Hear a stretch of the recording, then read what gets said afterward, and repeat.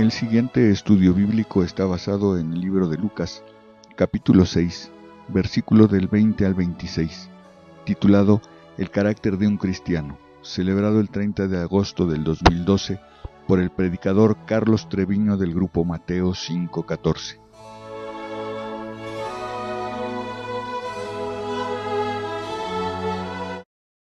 Vamos a leer el capítulo 6, versículo 20. La palabra de Dios, Christian, dice así: Y alzando los ojos hacia sus discípulos, decía: Bienaventurados vosotros los pobres, porque vuestro es el reino de Dios.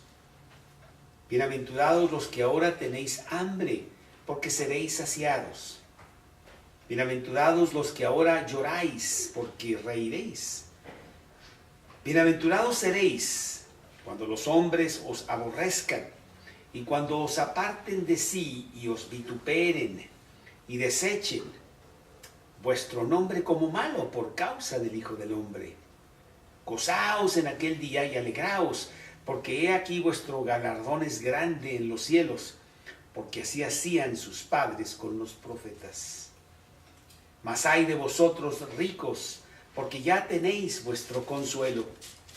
Ay de vosotros los que ahora estáis saciados, porque tendréis hambre. Ay de vosotros los que ahora reís, porque lamentaréis y lloraréis. Ay de vosotros cuando todos los hombres hablen bien de vosotros, porque así hacían sus padres con los falsos profetas. Vamos a orar, vamos a pedirle a Dios que nos dé una enseñanza muy grande para nuestro corazón y que aprendamos mucho de este pasaje. Si nos quieres, por favor, guiar en una oración, Francisco Javier, pidiéndole a Dios que nos enseñe muchas cosas en este pasaje. Buenas noches, Señor. Muchas gracias por tu paciencia de tenernos todos los jueves aquí a escuchar tu palabra y aprender de ella. Te pedimos, Señor, por toda la gente que no ha llegado, que lo traigas con bien, que no tarden para que no se pierdan las enseñanzas. También te pido por nuestro corazón que tú lo prepares para que todo lo que nos quieres decir el día de hoy a través de Carlos dé mucho fruto en nuestro corazón y lo pongamos por obra en cuanto podamos, lo más pronto posible. Todo esto, Señor, te lo pedimos en nombre de Jesucristo Jesús. Amén. He titulado este estudio El carácter de un cristiano, porque ahí en el Sermón de la Montaña vemos cómo debe de ser un cristiano. Un cristiano debe tener estas características en su vida. Y decíamos nosotros la semana pasada, Vero, que Lucas está irrefutablemente dándonos evidencias, muchas evidencias, de que Jesús es el Hijo de Dios, de que Jesús es Dios mismo. Y a través de estos 6 capítulos hemos visto cuántos testimonios, cuántas cosas nos dice Lucas de que no hay duda de que Jesús es Dios. Inclusive Jesús mismo dice ahí en Juan 10:30, el Padre y yo uno somos lo mismo, no hay diferencia entre el Padre y yo, un Dios en 3 personas. Pero yo creo que no hay más fuerte evidencia para saber, para constatar, para probar sin lugar a duda de que Jesús es Dios, que las enseñanzas que Él nos da.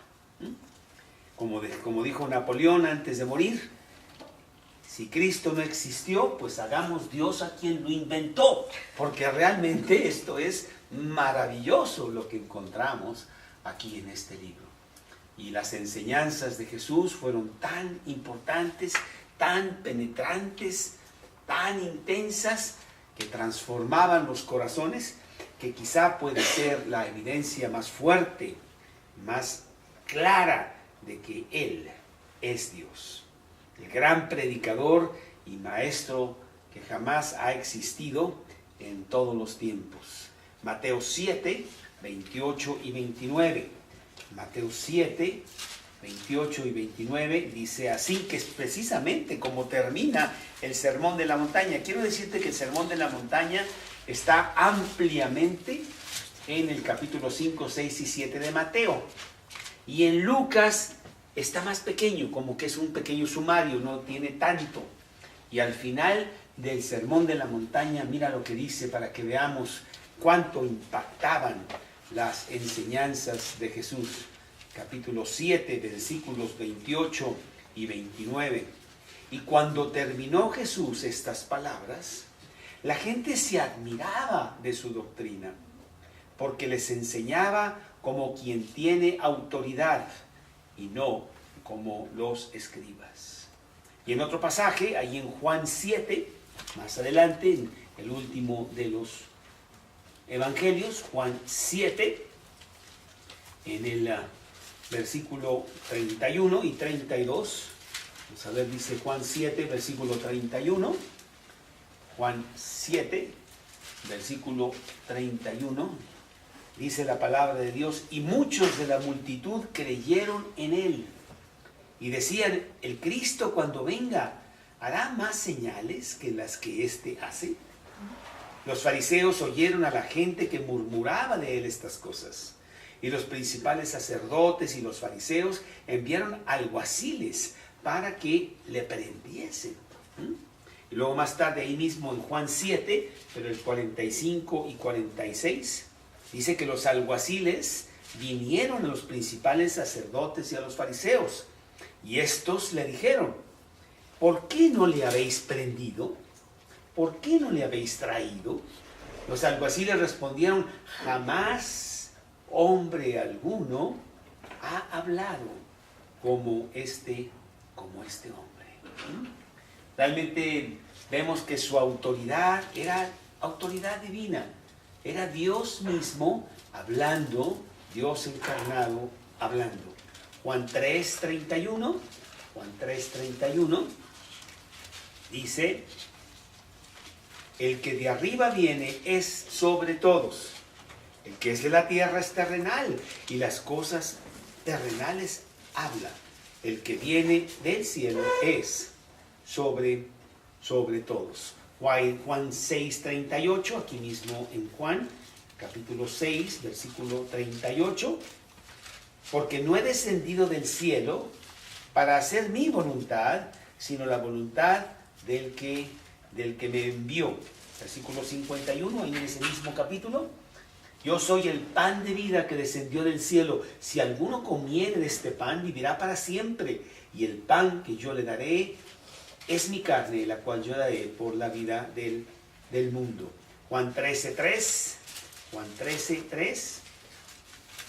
Dice Juan 13:3. Sabiendo Jesús que el Padre le había dado todas las cosas en sus manos y que había salido de Dios y que iba al Padre. Y con esa autoridad hablaba Jesús, inclusive con tanta autoridad para perdonar pecados. Eso era muy fuerte, porque se consideraba que solo Dios, se sigue considerando así, solo Dios puede perdonar pecados. Lucas 5, 20 al 24. Lucas 5, 20 al 24. Lucas 5, 20 al 24. Al ver él la fe de ellos, le dijo, hombre, tus pecados te son perdonados. Entonces los escribas y los fariseos comenzaron a cavilar diciendo, ¿quién es este que habla blasfemias? ¿Quién puede perdonar pecados sino solo Dios? Jesús entonces, conociendo los pensamientos de ellos, respondiendo les dijo, ¿qué caviláis en vuestros corazones? ¿Qué es más fácil decir, tus pecados te son perdonados, o decir, levántate y anda? Pues para que sepáis que el Hijo del Hombre tiene potestad en la tierra para perdonar pecados, dijo el paralítico, a ti te digo, levántate, toma tu lecho y vete. Y al instante levantándose en presencia de ellos y tomando el lecho en que estaba acostado, se fue a su casa, glorificando a Dios. ¿Sí? Bueno, Jesús tiene autoridad sobre todas las cosas en la tierra, en el cielo. Él es Dios. ¿Sí? Mateo 28, 18. Mateo 28, versículo 18. Y Jesús se acercó y les habló diciendo: toda potestad me es dada, ¿en dónde? En el cielo y en la tierra. ¿Sí? Ese es Jesús. Se presentó como el único camino a Dios. Imagínate qué fuerte, Diego, debió haber sido que Jesús citara, ¿verdad?, ese versículo de Juan 14:6. Yo soy el camino, la verdad y la vida. Nadie viene al Padre sino por mí. Uf, qué fuerte, ¿no? Qué fuerte versículo. Es el único que se ha atrevido a hablar tan fuertemente y de una manera tan absoluta. Nadie viene al Padre sino por mí. Yo soy el camino. Yo soy la vida. Yo soy la verdad. Por lo tanto, todo lo demás es mentira. Yo soy la verdad. Muy, muy fuerte. Así era Jesús. Y muchas otras cosas que dijo de sus enseñanzas. Él dijo ser la luz del mundo. Yo soy la luz del mundo. El que cree en mí no andará en tinieblas, sino que tendrá la luz de la vida. Dice el versículo de Juan 8:12. O allá en Juan 11:25. Yo soy la resurrección y la vida. El que cree en mí, aunque esté muerto, vivirá. Dice el versículo. Bueno, pues Jesús confirmó la autoridad inclusive de la Biblia, como la Biblia es la autoridad, y Jesús no la hizo a un lado, sino al contrario, la confirmó como la palabra misma de Dios.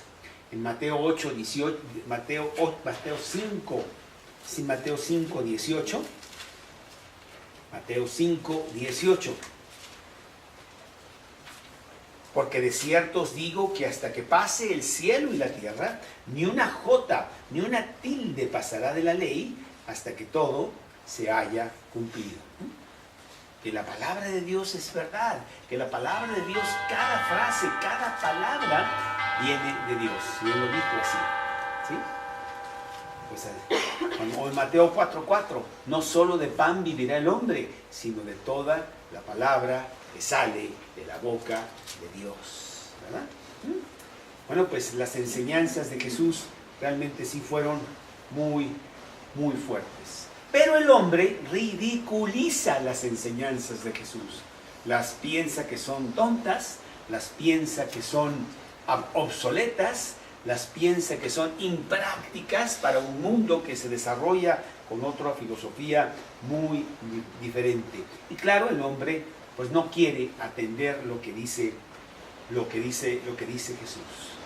Sin embargo, yo pienso que el Sermón de la Montaña, de lo cual vamos a hablar en esta noche, es sin duda el más grande ejemplo de cuán lejos está el hombre de Dios.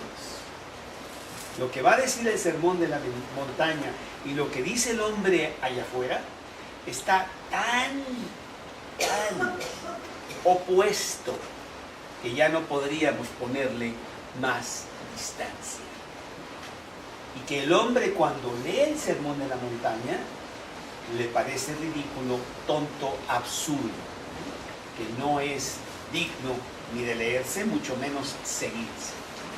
Y sin embargo, vamos a ver qué bonito las enseñanzas que para nosotros tiene este Sermón de la Montaña.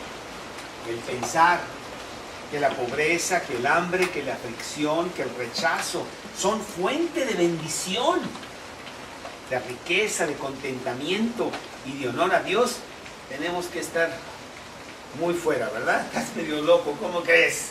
Esos no son los valores que da el mundo. El mundo tiene exactamente los valores opuestos, pero tenemos que entender también qué quiere decir eso. Queremos empezar diciendo aquí con este Sermón de la Montaña en Lucas. Vámonos al pasaje que vamos a ver en esta noche. Lucas capítulo 6, empezando en el versículo 20. Jesús dice: y alzando los ojos hacia sus discípulos. Bien importante, El Sermón de la Montaña tiene principios que son imposibles de seguir, imposibles de que nosotros veamos que son útiles, a menos de que Cristo sea el Rey de tu vida. Estamos hablando en chino, bueno, mejor en alemán, ¿no? Olvídalo, ¿verdad? Pero que nuestro alemán está muy... Entonces, pues no entiendo nada, ¿sí? Sí, porque el Sermón de la Montaña está basado en que tú eres un seguidor de Cristo y que sus principios y sus valores son los que tienen realmente fuerza y no los valores que tiene el mundo allá afuera. Por lo tanto, vamos a ver cómo estos principios son difíciles de aplicar, son imposibles de aplicar sin tener a Cristo en tu corazón, sin haber tenido una regeneración interna, sin tener la manifestación de Dios en tu vida, como dice Juan 3, que le dijo Jesús a Nicodemo: de cierto, te digo, que el que no naciere de nuevo no puede ver el reino de Dios. Nicodemo, a lo mejor eres muy religioso, te sabes toda la religión judaica perfectamente y sigues todos los rituales del judaísmo, pero tú no puedes ver el reino de Dios a menos que nazcas de nuevo, a menos de que interiormente tengas un cambio en donde Cristo sea el Rey de tu vida. Si no es el Rey de tu vida, no tenemos nada que hablar, no me vas a entender, porque lo que voy a decir no te va a dar ningún sentido. ¿Y de qué habla el Sermón de la Montaña? ¿De qué crees tú que habla el Sermón de la Montaña? Pues del único tema que Jesús tenía. ¿Cuál es el único tema que Jesús tenía? La salvación del hombre.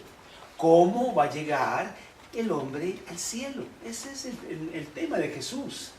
¿Por qué? Porque el Hijo del Hombre vino a buscar y a salvar lo que se había perdido. Allá en Lucas 19:10 dice ese versículo. Entonces, ¿de qué va a hablar Jesús durante esos 3 años que estuvo en la tierra predicando públicamente? Pues de ese tema. Y el Sermón de la Montaña tiene ese mismo tema. El tema de la salvación del hombre. Es un sermón de salvación.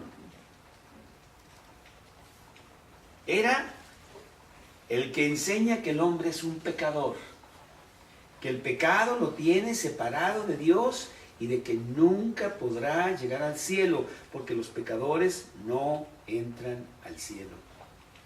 Y eso es el problema del hombre. El hombre ha pecado y el hombre no tiene compañerismo con Dios. El hombre nunca llegará al cielo por su pecado. Ayer estaba yo dando un estudio en otra casa y entonces veíamos la universalidad del pecado. Todos hemos pecado, todos. Y creo que más de una vez, ¿no? Y por lo tanto, como pecadores que hemos pecado más de una vez, ¿cuáles son tus posibilidades de que entres al cielo, Mina? 0. Un solo pecado y tú no entras al cielo nunca, ¿no? Porque Dios exige perfección. Oye, pues está bien difícil. El cielo probablemente está vacío, porque ¿quién va a entrar al cielo? ¿No? El que está lleno es el infierno, están todos, porque todos los pecadores van para allá, ¿no? Así es. Y le preguntarías tú a Dios: entonces, Dios, ¿para qué hiciste un cielo tan grandote si no hay nadie? No, porque sí van a entrar muchos, pero van a entrar muchos basados en lo que yo voy a resolver para el hombre, que es su salvación. Yo me voy a hacer hombre, yo voy a ir y derramar mi propia sangre en la cruz, pagando los pecados de todo aquel que cree en mí, para que ellos, basados en mi sacrificio, entren al cielo. Y bueno, sí va a haber muchos que llegarán al cielo, ¿verdad? Uno de ellos voy a ser yo. Yo voy a ir al cielo. ¿Tú sabes eso, Juanjo? ¿Yo voy a llegar al cielo? Claro. Claro que sí. ¿Por qué? Porque Dios te perdona. Porque Cristo pagó por mis pecados y ese pago me lo apropié y yo voy al cielo basado en lo que Él hizo, nunca basado en lo que yo hago. No entro nunca. ¿Sí? Pero sí, entonces muchos de nosotros entraremos al cielo y ese es realmente el tema de el sermón maravilloso el sermón de la montaña, ¿sí? El hombre tiene un problema gravísimo que se llama pecado. Y lo tiene desde que nació. Viene desde Adán. Lo traemos en la sangre. Tú ves un bebé y tú dices, oye, ¿y quién le enseñó que le va y le pega con la sonaja al otro? Y se la quita. Oye, ¿quién le enseñó que se quiere quedar con todas las sonajas él solo, verdad?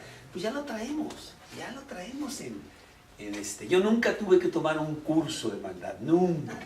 Y soy un experto en ello, ¿sí? Porque lo traigo en la sangre. Entonces dice Jesús, tú eres un pecador. ¿Qué vamos a hacer? ¿Cómo vamos a resolver tu problema? Es más, el pecado es tan grave que ha traído la muerte. Le dijo Dios a Adán, el día que tú comieres de ese árbol, que te estoy diciendo que no comas, ese día ciertamente morirás. Y todos los hombres mueren. No hay hombre que se escapa. ¿Por qué? Porque somos pecadores. El que no muriera, ese hombre es porque no pecó. Pero eso no existe, ¿no? No hay nadie que haya o que tenga, que no pase por la muerte. Porque el pecado es muy, muy grave. Y eso es lo que viene Jesús a decirnos. Oye, el pecado es gravísimo. ¿Qué vas a hacer? Parece que no es grave, porque bueno, pues las distracciones del mundo te hacen que te olvides de eso. Y si le pegas a tu mujer, pues ay, de alguna manera se resuelve. O si haces esto, si haces aquello, ay, no pasa nada. Pero ahí está, ahí está, y ahí está. Y la consecuencia de ese pecado es que te vas a morir. Y después de la muerte viene, dice la Biblia, el juicio. Y Dios te pedirá cuentas por esos pecados. Y más que por esos pecados, por ese pecado, por esa naturaleza que tú tienes de pecado. Y Jesús dice, pero yo tengo la solución. La solución soy yo mismo, que te regalo la salvación basado en que yo pago por tus pecados. Vamos a leer Juan, capítulo 8, versículo 34. Juan 8, 34. Evangelio de Juan, ahí en el capítulo 8, versículo 34. Dice, Jesús les respondió, de cierto os digo, que todo aquel que hace pecado, esclavo es del pecado. Tú pecas una sola vez y ya no sales, es peor que la droga, ¿no? Y entonces ya eres un pecador. Y pecas y pecas y pecas y no puedes salir. Y tú dices, yo quiero salir, por favor sáquenme, abran la puerta. Y no hay manera. Y haces tus resoluciones de año, Mina los hace cada año. Voy a ser buena, y no, ahora sí ya esto y lo otro, y cuánto, ¿verdad? ¿Y qué pasa el día 2 de enero? Ya hasta perdimos la lista. Ya no hay nada que sí. Es verdad, no salimos. Pero sí queremos cambiar. Pero de alguna manera no podemos. Y entonces el versículo 36 tiene la clave, aquí mismo en Juan 8:36. Así que si el Hijo os libertare, seréis verdaderamente libres. Cuando yo recibí a Cristo en mi corazón, cuando yo acepté mi calidad de gran pecador y le pedí a Cristo que entrara y me cambiara, ese día Él abrió la prisión en donde yo estaba esclavo. Y claro que me ha sacado con muchas cosas en donde ha habido un cambio muy bonito que yo nunca pude haber llevado a cabo. Y otras cosas que siguen trabajando para una vida de victoria, para una vida de abundancia aquí en la tierra. Ese es el Cristo que vino a anunciar que Él tenía esa posibilidad de hacerlo por nosotros. Y el sermón de la montaña ciertamente tiene ese tema. Juan 5:24, otro versículo realmente muy, muy bonito, que nos dice de lo mismo. Juan 5:24. Dice, de cierto os digo, el que oye mi palabra y cree al que me envió, tiene vida eterna, y no vendrá a condenación, mas ha pasado de muerte a vida. Pero bueno, el sermón de la montaña y todas las enseñanzas de Jesús eran enseñanzas muy fuertes, porque Jesús no quiere medias tintas. Nosotros también nos hemos hecho un Dios muy cómodo, Mari Carmen, ¿sí? Muy cómodo. Mira, yo no le pego al otro, pues hago algunos rezos, algunas cosas y ahí la llevo, todo muy bien con Dios. Pero Dios no quiere eso. Dios quiere que tú realmente lo sigas. Dios quiere ser número uno en tu vida. Inclusive ese es el primer mandamiento. Amarás a Dios sobre todas las cosas. Él dice, si tú quieres ser cristiano, necesito que realmente lo seas. No que seas cristiano de media hora o de 2 horas. Ahí los sábados los judíos van a la sinagoga y se quedan toda la mañana ahí. Sí, pero el domingo y el lunes ya están haciendo otras cosas. ¿Y qué pasó con las enseñanzas del sábado que tú ahí recibiste de la palabra de Dios? ¿Sí? No, el que dice que es cristiano debe andar como él anduvo, dice el versículo 1 de Juan 2:6, ¿verdad? Necesitamos realmente poner a Cristo como número uno en nuestra vida. Y el Sermón de la Montaña nos va a decir realmente esas cosas. El Sermón de la Montaña no fue diferente a sus diferentes sermones que él dio, y aquí lo presenta y lo divide realmente en 2. Este pasaje de Lucas, 4 bienaventuranzas, Mateo tiene 8, dice más, 4 bienaventuranzas y 4 maldiciones. Y las vamos a ver como si tú sigues a Dios, tú tienes bendiciones. Si tú no sigues a Dios, tú tienes maldiciones. ¿Sí? Entonces, número 1, y nuevamente vamos a ver estos 2 puntos. Número 1, bendiciones, y número 2, maldiciones. ¿Qué capítulo? Vámonos precisamente al capítulo 6, que es donde estamos estudiando. Capítulo 6, en el versículo 20, ahí empiezan las bendiciones que Cristo nos va a dar en este sermón. Perdón, ya me fui a Mateo, no es Mateo, es Lucas 6. Lucas 6, ahí está. Otra vez, alzando los ojos hacia sus discípulos, decía. Es muy importante que sepamos que el Sermón de la Montaña fue dirigido a sus discípulos. Decíamos la semana pasada que la gente se agolpaba para oír a Jesús, y había 3 clases de gente. Estaban sus discípulos, sus apóstoles, los 12, estaban otros discípulos que lo seguían más atrás y muchos de los cuales finalmente lo dejaron porque sus palabras eran muy fuertes, y estaba la multitud un poquito curiosa que venía no a saber qué sacaba, ¿no? Y cuando él empieza a dar el Sermón de la Montaña, que hay mucha gente que lo está oyendo, porque la gente se sienta allí al pie de la barca de Pedro para escuchar a Jesús, ¿sí? Él dice que el Sermón de la Montaña era para sus discípulos. Porque otra vez, el Sermón de la Montaña es para las personas que siguen a Jesús. Sí, el Sermón de la Montaña no es para los demás, ni le entienden. Y vamos a ver que mal interpretado, tantas gentes a veces me lo citan y me dicen, no, pero el Sermón de la Montaña dice esto. No, no dice eso para nada. Vamos a verlo con cuidado y tú verás que es muy diferente. Entonces, alzando los ojos hacia sus discípulos, decía. No quites el dedo de ahí, te voy a decir lo que dice Mateo en el mismo pasaje, iniciando ahí en Mateo 5.1, dice la palabra de Dios. Mateo 5.1 dice, viendo la multitud, subió al monte, y sentándose, vinieron a él sus discípulos, y abriendo su boca, les enseñaba. ¿A quién? A los discípulos, ¿verdad? Entonces, este sermón es para todo aquel que quiere ser un seguidor de Cristo. Para todo aquel que es un seguidor de Cristo. Un cristiano. ¿Qué quiere decir cristiano? Pequeño Cristo. Seguidor de Cristo, ¿no? Cuando decimos yo soy cristiano, bueno, estamos identificándonos con Cristo. Estamos diciendo que estamos siguiendo a Cristo, ¿verdad? No como hoy es ahí en el radio que dicen, pues ayer mataron a 3 cristianos allá en el Medio Oriente. Bueno, ¿qué cristianos habrán sido, no? Diciendo una palabra muy común que no tiene ningún sentido. No, cristianos quiere decir seguidor de Cristo. Vamos a ver estas 4 bienaventuranzas de las cuales nos habla Jesús en este pasaje. Y dice, bienaventurados vosotros los pobres, porque vuestro es el reino de los cielos. Y aquí viene esta primera bienaventuranza en donde habla de los pobres. Bienaventurados los pobres.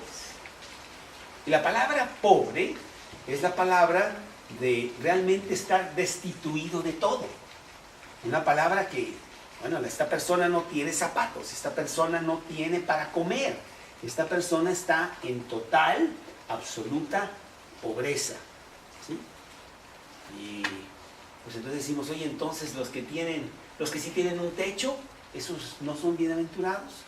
Los que pues tienen un coche y a veces hasta dos, ¿esos qué? No son bienaventurados ni bienaventurados, nada más los pobres. ¿Sí? Yo no creo que Jesús está diciendo eso. Inclusive el Salomón, o el que escribió los proverbios, le pide a Dios no ser pobre, pero es para no blasfemar contra Dios. Vamos a leerlo, está en los proverbios, en medio de la Biblia, en los proverbios capítulo 30,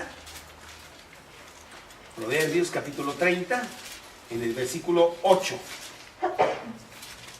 Proverbios 38. Vanidad y palabra mentirosa aparta de mí. No me des pobreza ni riqueza. Manténme del pan necesario. No sea que me sacie y te niegue y diga quién es Jehová. O que siendo pobre hurte y blasfeme el nombre de mi Dios. Entonces Dios mismo no quiere que nosotros seamos pobres y nos da los medios para tener lo suficiente, ¿no? Y nos da una inteligencia para estudiar y para ser diligentes y para aprender algo y servir a los demás y de esa manera tener un sustento para comer.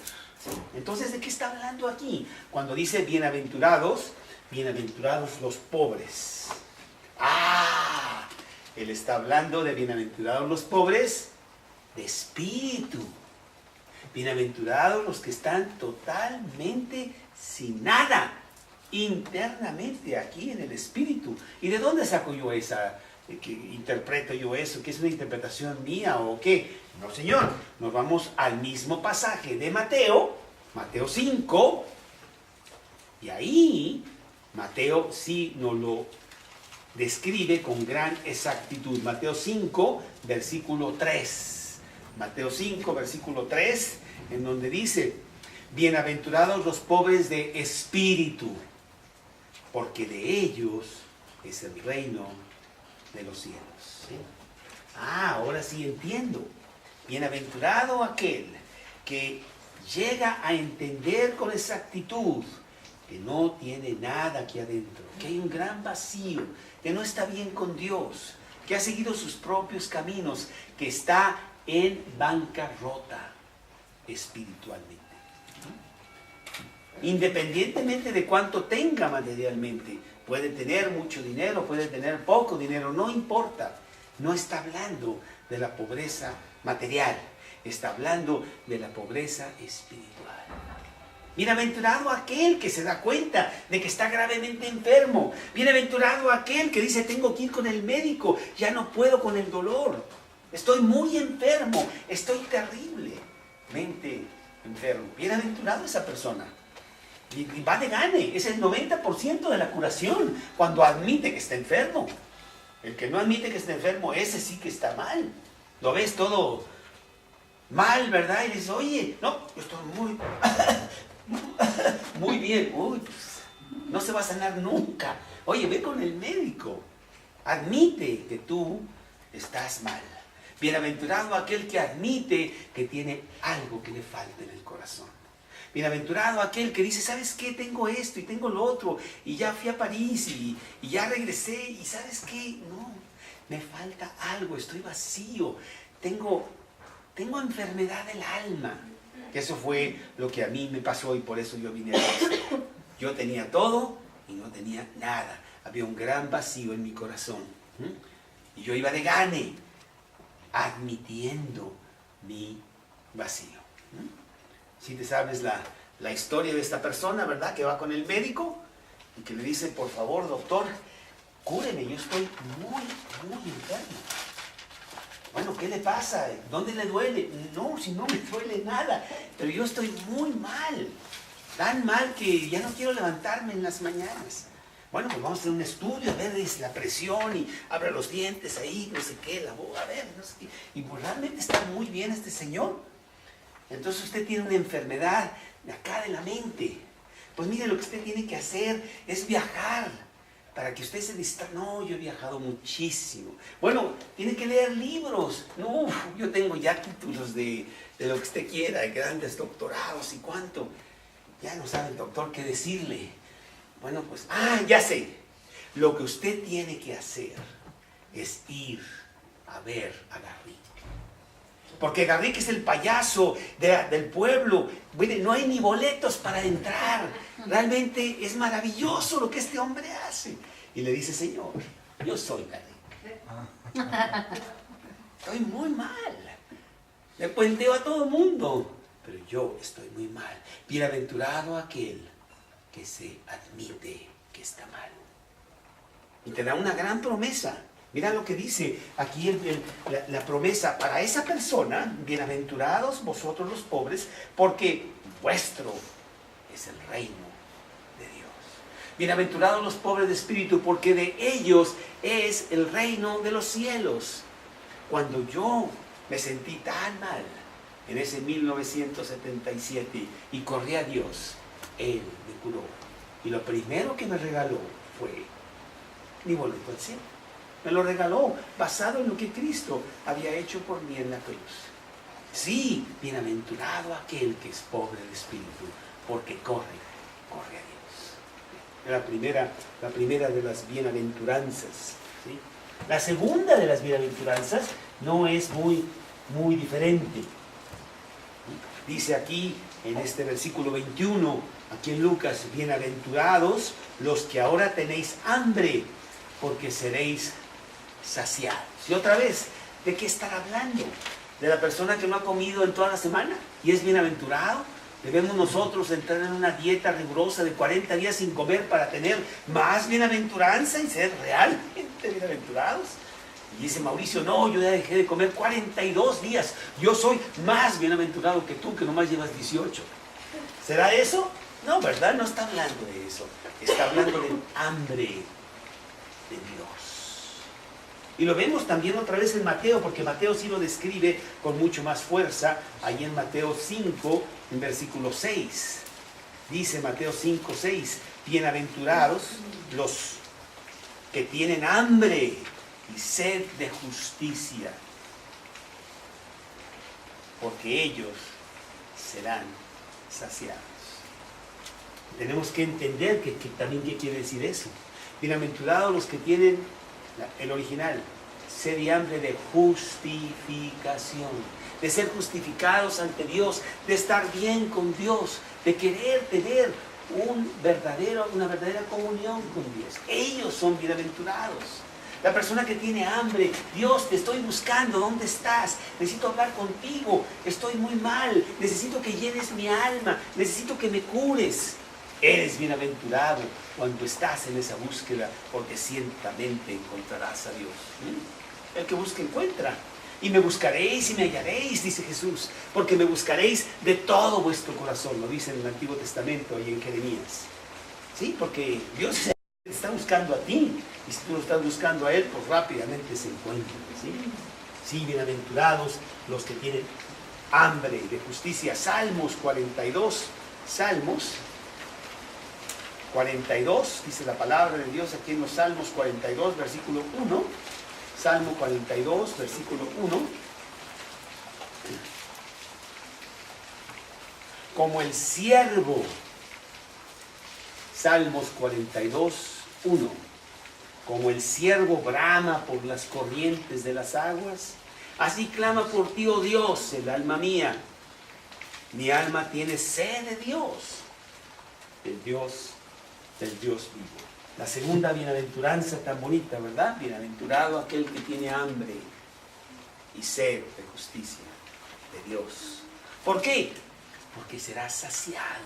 porque Dios te da contentamiento, porque la palabra de Dios es comida para el alma y sacía plenamente. Y la palabra saciar que vemos aquí en el original es este animal que ya no puede comer más porque ha comido todo lo que ha podido y está totalmente satisfecho. Y la promesa es grande, ¿sí? ¿Tienes hambre? Yo te voy a dar lo que necesitas para que estés totalmente saciado. Y la palabra de Dios sí sacía. La palabra de Dios sí nos da resultado. Lo que no hace el mundo. El mundo no da satisfacción. Ya compré el coche nuevo. Ya tengo esto, ya tengo aquello. Y sigo igual. A lo mejor por un día o dos estoy muy entusiasmado con ese coche, pero después me doy cuenta que es el mismo artefacto que el mundo ofrece cada año. No sirve. El único que da total satisfacción es Dios. Bienaventurado aquel hombre que encuentra esa verdad. Y la tercera bienaventuranza, bienaventurados los que lloran, porque ellos van a reír. A veces pensamos que esta vida es una tómbola de luz y de colores, ¿verdad? En donde la pasamos muy rico, muy suave. Eso no es cierto. Este es un valle de lágrimas. Hay muchos problemas, hay muchas dificultades, hay enfermedad, hay muerte. Bienaventurados los que lloran, bienaventurados los que toman la vida en serio y buscan a Dios, sabiendo que la vida nada más es una y pronto se va y necesito gastarla bien. Y lloro porque pues veo cómo están las cosas afuera, veo mi propio pecado, cómo soy yo. Yo digo, Dios, qué mal estoy, yo necesito más de ti para que tú hagas cambios en mi vida porque realmente me va muy mal. Las personas que lloran, dice la palabra de Dios, que ellas serán consoladas, dice Mateo. Mira, vamos a leer el pasaje de Mateo 5, 4. El mismo pasaje, ese es lo que dice el sermón de la montaña. Bienaventurados los que lloran, porque ellos recibirán consolación. Pero Lucas va un poquito más allá y dice, porque reiréis. Porque va a venir risa, va a venir gozo, va a venir fuerza muy bonita a tu vida, ¿sí? Ellos realmente tendrán el gozo de Dios.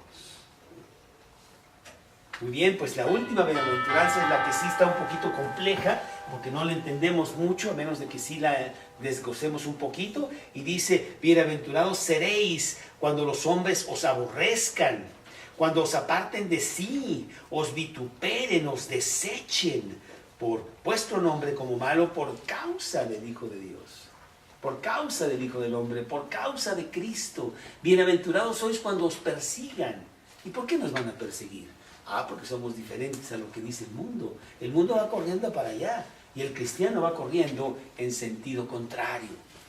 Bienaventurados cuando realmente ellos ven tu justicia, ven tu santidad, ven tu vida y realmente los ataca mucho, te rechazan. Se burlan de ti y muchas veces hasta te matan, como mataron a muchos de los grandes hombres de Dios. Bienaventurado eres cuando tú tienes esa clase de señal, que no es más que las otras tres juntas, Esas tres juntas se manifiestan hacia afuera para que los hombres lo vean y que vean que tú eres diferente. Pero gozaos, viene la promesa, gozaos en aquel día, alegraos, porque igual vuestro galardón es grande en los cielos, porque hay premio para ti cuando llegues a los cielos. Así hicieron con los profetas anteriormente. ¿Por qué no lo van a hacer contigo? ¿Por qué no lo van a hacer contigo si lo hicieron con Jesús? A él lo mataron, pues tú sigues a Cristo, pues ¿qué crees que te va a pasar a ti? Pues tendrás el mismo resultado, tendrás el mismo destino.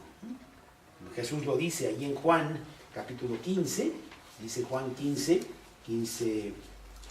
déjame ver si aquí está. Si el mundo os aborrece, sabed que a mí me ha aborrecido antes que a vosotros. Juan 15, 18. Juan 16, 2, os expulsarán de las sinagogas. Y aún viene la hora cuando cualquiera que os mate pensará que rinde servicio a Dios. ¿Sí? Bienaventuranzas muy extrañas para el hombre que está allá afuera y que no entiende las cosas de Dios, pero que son muy comprensibles para el cristiano que quiere tener realmente ellas para su vida. Y por otro lado vienen las maldiciones. El cristiano tiene todas estas bienaventuranzas, todas estas bendiciones para su vida aquí y para su vida después. El no cristiano, el que no sigue a Cristo, tiene maldiciones, tiene todo lo contrario. Su vida es una vida de tormento, su vida es un infierno en la tierra. Y las vemos aquí también, aquí están, en este pasaje de Lucas 6, en donde las estamos desglosando en el Sermón de la Montaña, y dice, empezando en el versículo 24, mas ay de vosotros, ricos, porque ya tenéis vuestro consuelo. No está hablando del rico de dinero. Dios no maldice, no condena a la persona que tiene cosas materiales, para nada. Abraham era un hombre riquísimo, dice Génesis capítulo 13. Job tenía grandes posesiones. O Nicodemo, varias personas en el Salomón mismo. Salomón tenía grandes riquezas. Eso no es lo importante, sino que muchas veces pensamos que eso es lo que nos va a sostener. Y ahí está el error. La raíz de todos los males es el amor al dinero. Nunca dice raíz de todos los males es el dinero. Para nada. Yo te veo con un reloj ahí bien bonito y ya está. Y pues, qué padre, ¿verdad? Pero no hay nada de malo en eso. Pero sí hay mucho de malo en que vivas por ese reloj. Uf, eso sería terrible, que hagas ese reloj tu Dios, ¿verdad? Eso es lo que está mal. Bienaventurados ustedes ricos que se agarran de cosas totalmente tontas, que se esfuman. ¿Sí? Y dice, y les da una maldición. Y les dice, ay de vosotros ricos porque ya tenéis vuestro consuelo. Cuando partáis de aquí y vayáis al más allá, no habrá consuelo, porque Dios no será vuestro Dios, ya lo tuviste aquí en la tierra. Y después viene otra maldición, ay de vosotros los que ahora estáis saciados, porque tendréis hambre. Personas que piensan que tienen todo, ya no necesito nada. Precisamente en estos días se murió tu jefe, ¿verdad? Y yo le hablé de Cristo. Yo le mandé una carta muy extensa de Cristo. Toda tu riqueza, todos tus logros, tus diplomas, tus reconocimientos, no sirven. Lo único que sirve es Cristo. ¿Sí? Bueno, bienaventurados los que tienen hambre. No bienaventurados, malditos los que están saciados, los que piensan que ya la hicieron, cuando nosotros no lo hemos hecho. ¿Sí? Ay de vosotros, número 3. Los que ahora reís, porque lamentaréis y lloraréis. Los que se ríen de la vida, los que andan de fiesta en fiesta. Los que creen que la vida es Acapulquito, ¿no? No, no es así. Y la última de las bienaventuranzas, de las maldiciones. Ay de vosotros cuando todos los hombres hablen bien de vosotros, porque así hacían sus padres con los falsos profetas. Las personas que quieren quedar bien con el mundo y hacen lo que el mundo dice, y el mundo va de cabeza, y entonces tú eres parte de ellos, tú eres del equipo de ellos. El cristiano va totalmente en sentido contrario. Y como los que luchan tanto por obtener más cosas y más juguetes y más dinero y no sé cuánto, y es inútil todo eso porque van a dejar todo eso atrás. Ayer terminamos la historia de María Slessor. No sé si sepas quién fue María Slessor. El mundo no se acuerda mucho de ella. Sí se acuerdan de Napoleón. Pero María Slessor, ¿quién será María Slessor? Una gran misionera en el siglo XIX, la primera mujer que entró en las profundidades de África. Una mujer de unos 50 de estatura, con el pelo rojo, pelirroja. Y entonces a esta mujer le tenían miedo los de las tribus porque decían que traía fuego en la cabeza. Pero el fuego lo traía adentro, que se los ponía como campeones cuando hacían las cosas mal. Y estuvo 40 años en el centro del África. Al misionero en ese tiempo en el África le daban 2 o 3 años de vida entre la malaria, los mosquitos y quién sabe qué, se morían. Ella estuvo 40 años y cambió las costumbres de las tribus hablándoles de Cristo. Tú no puedes matar a los gemelos, que era la maldición. Si son gemelos es maldición, hay que matarlos a ella y a la mamá. Y se la echaban y llegaba ella y pura nada. O cuando se moría el jefe de la tribu, alguien era culpable. Y entonces el brujo de la tribu decía, este y este son culpables. A él, sus hijos, sus esclavos, todos, para que lo acompañaran al más allá. Entonces había una super muerte y ella cambió todo eso. Una mujer que pasó 40 años viviendo por las cosas de valor, por las cosas eternas, acumulando tesoros en el cielo. Cuentan que en su funeral, cuando ella murió, después de estar 40 años ahí en el África, ¿no?, muchas tribus de esos lugares llegaron al funeral.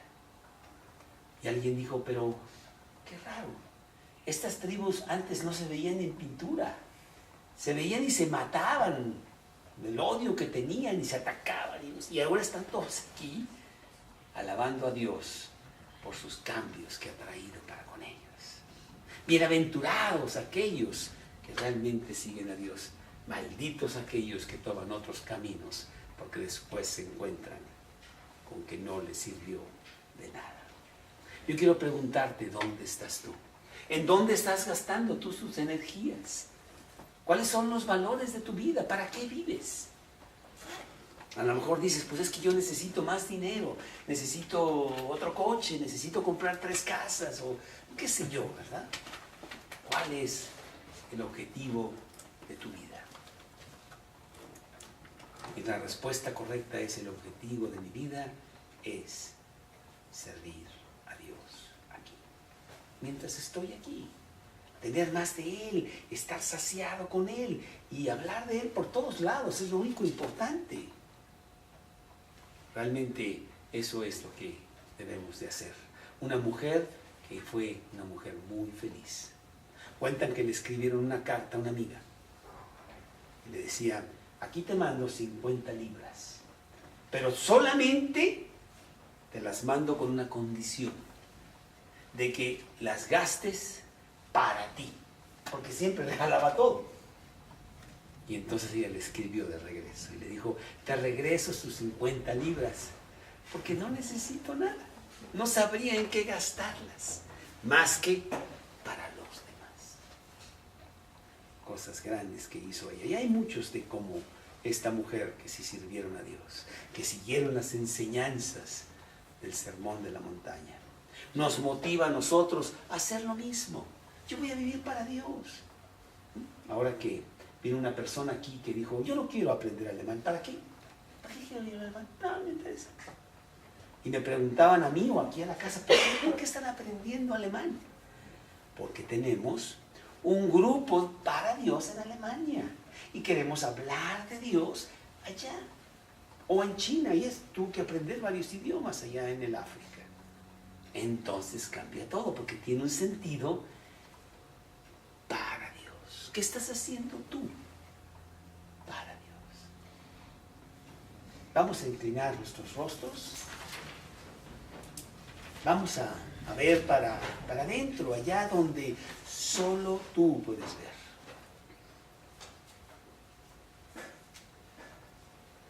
Y yo te pregunto, ¿qué ves tú ahí? ¿Vacío?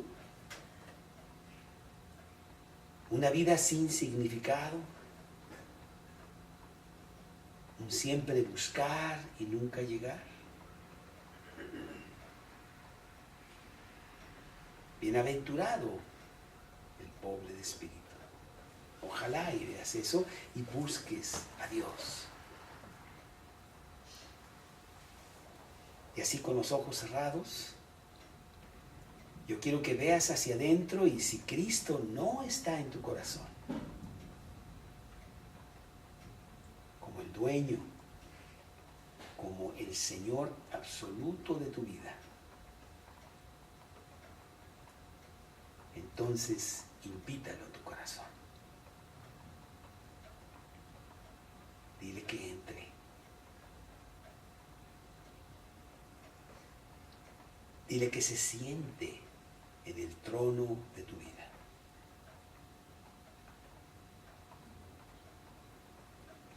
Y entonces las bienaventuranzas serán tuyas. Pídele a Dios en esta noche que entre a tu corazón si no lo tienes ya. Señor, entra a mi corazón. Perdona mis pecados. Quiero que seas el dueño. Entra ahora mismo.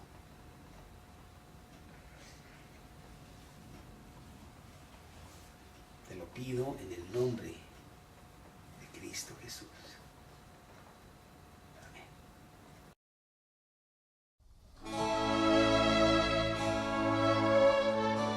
El siguiente estudio bíblico está basado en el libro de Lucas, capítulo 6, versículo del 20 al 26, titulado El carácter de un cristiano, celebrado el 30 de agosto del 2012 por el predicador Carlos Treviño del grupo Mateo 5:14.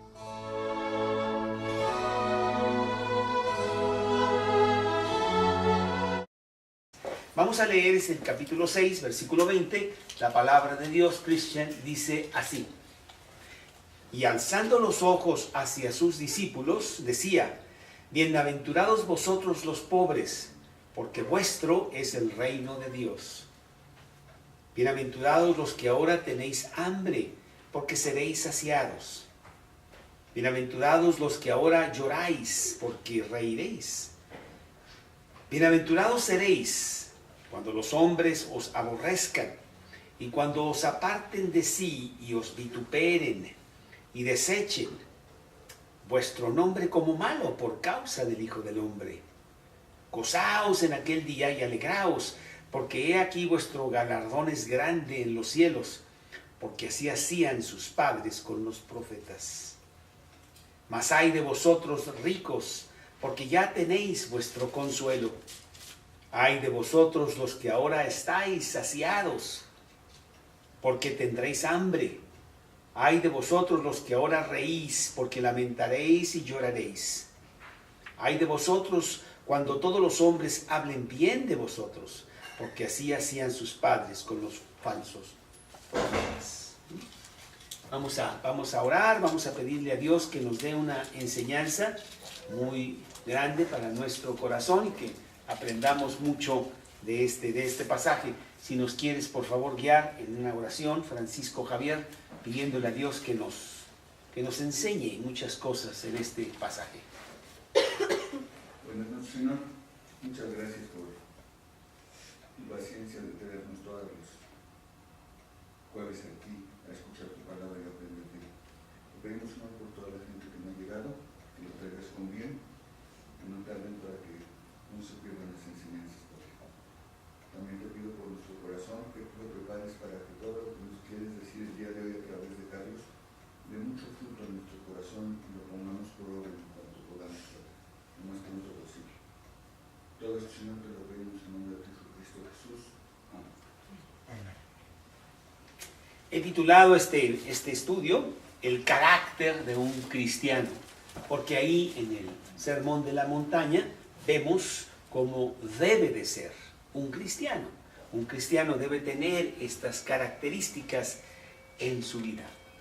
Y decíamos nosotros la semana pasada, Vero, que Lucas está irrefutablemente dándonos evidencias, muchas evidencias, de que Jesús es el Hijo de Dios, de que Jesús es Dios mismo.